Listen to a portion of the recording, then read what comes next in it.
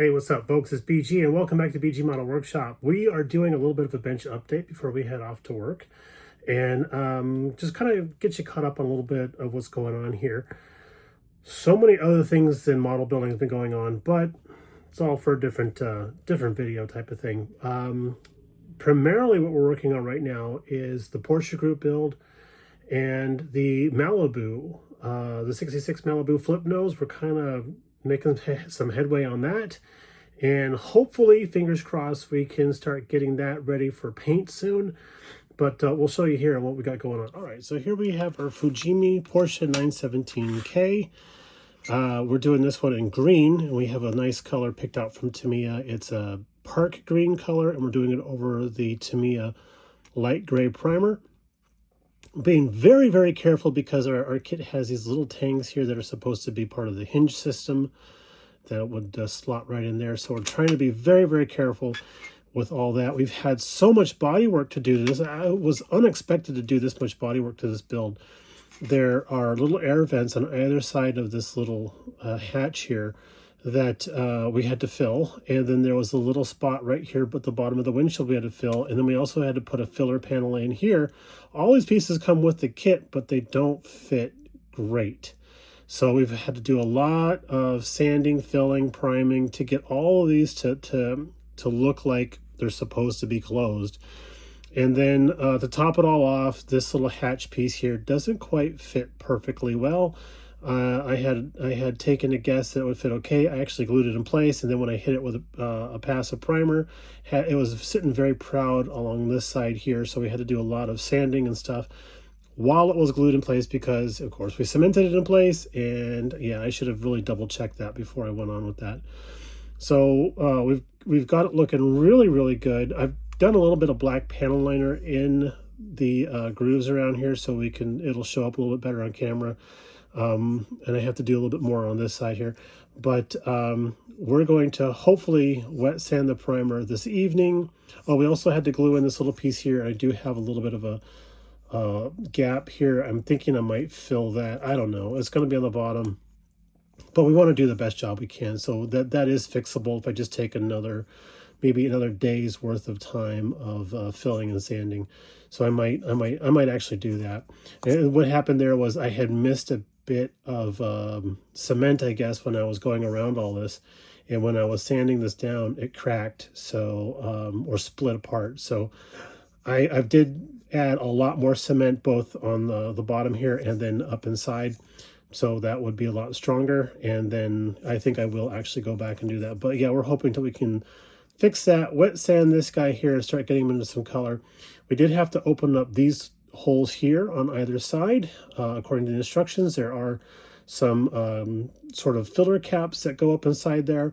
So we had to go ahead and drill those through. Those are very large holes, so we had to get kind of creative. Not 100% centered, but we did check the filler caps that fit in there, and they are keyed. There's a little bit right there that they're supposed to match up to. So they are keyed. So we got them sitting in there, and they do look good. So we went forward with that. And if you can just see the little half moon filler piece that's supposed to fit in there, yeah, that was I thought that was going to be the biggest nightmare of the whole thing. Turned out that was the easiest one to deal with. So yeah, there we go on that. On the back half, did have to open up. This one here was already opened up, so we had to open up the opposite side there, as well as fill in a couple of delta shapes that were on the flying buttress here. And we got those looking really, really good. Then we discovered we had really bad sink marks on the back deck here because of these lugs here. And I think this is supposed to be a spacer for the wheel well piece that's supposed to go in there. So whenever you have a lug of plastic like that, the surface is always going to have some sort of sink mark. It's one of those things that you just have to live with or figure out how to fix. And we did do several small passes of filler. And when I say filler, I was actually just using the extra thick Tamiya. What is this stuff here?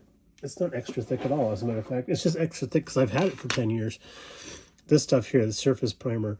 It doesn't normally come with a brush in it, but like if you have a jar of this stuff and you run out, you can take the brush out of that cap and stick it into the top of this cap.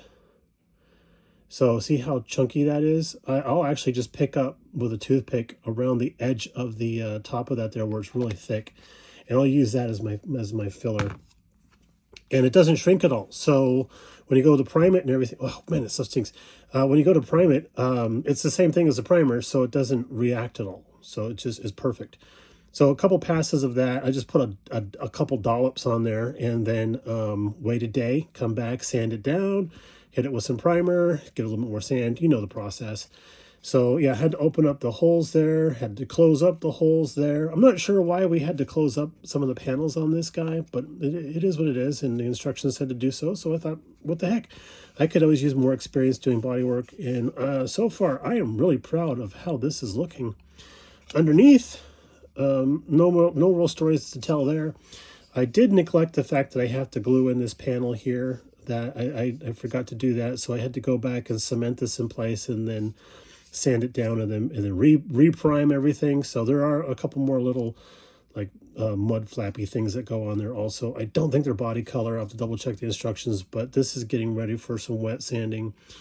And fingers crossed, knock on all the woods, these little tangs here have, I thought about putting masking tape over them to protect them, but then I realized when I take the tape off, I'm just going to rip those things off there. So right now, it's doing okay. So there's that. Our rally car, we have a really nice shine on this, but it's not 100% smooth. There is a little bit of orange peel on the hood in some select areas. And really hoping that we can get this into decal. I have to seal coat the decals one more time before we start applying the big decals to the body, because we did the seat belts on this guy here, and they were starting to fall apart. You could work with them a little bit, but then they just kind of were like after a little bit, nope, we're done, you know. So they have a short lifespan. So I'm gonna do another seal coat over the decals before we start cutting those up and putting them in water to adhere here. But I do want to smooth out this white a little bit more. I don't know if you can see it or not, but we got a little bit of orange peel going on in here, and I'm worried that that's going to translate through to the decals. So I don't want to have decals that are all wavy and stuff on there. So it's not so bad on the sides. It's only on the roof and the hood. So we might, and this thing's going to be covered head to toe in decals too. So I think we might just give the hood and the roof a polish, because can you hear a little bit of that? Not so much on the hood, but it is on the roof. So we'll give that a little bit of a wet sand and polish up. And then finally, we have our 66 Malibu that we're calling the Maliboosted, because this guy's going to have a twin turbo small block in there. And we have an Iceman generic front clip in here. And no, it's not cement. It's not cemented. That's just white glued in place. And that is not the best glue job in the world, but it was a proof of concept. I removed 5 millimeters out of the center of all this so that I could bring the wheels in, because these are not your typical Iceman wheels and tires. These were printed for something else, and I had them on hand. I thought this is a great look for this guy. So I might see if I can still figure out how to hinge this guy here to flip forward. It shouldn't be too difficult. You know, I say that now, but I mean, I can't use the original hinge that this comes with, but I can come up with something else. It shouldn't be that stressful. But we wanted to cut this, narrow it, and then glue it in place to see if we had the distance for the wheels right. And because we have this sitting on a piece of styrene card, it's actually moved the front wheels forward a little bit, which is why it's not kind of matching up there in the wheel well very well. But we wanted to match up that, and then we wanted to mock up the rear end. We actually narrowed the rear a little bit. We cut the springs down and then beveled them a little bit so they fit on the frame rails better. And then I just white glued the actual collars that are supposed to go into the original wheels, fit over the axle just fine. I actually shortened those up a little bit to narrow up the rear end a little bit so that everything kind of fits in place. And the camera's kind of making it look like, I don't know what's going on with this camera, but it's making everything look distorted a little bit, but I like that look there. That looks cool. Our traction bars are almost lined up.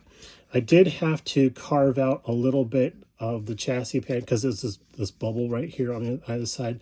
I had to carve that out to make a channel for these, and I think I will just go back and shave off these bubbles here and then go back with some styrene card, fill that in.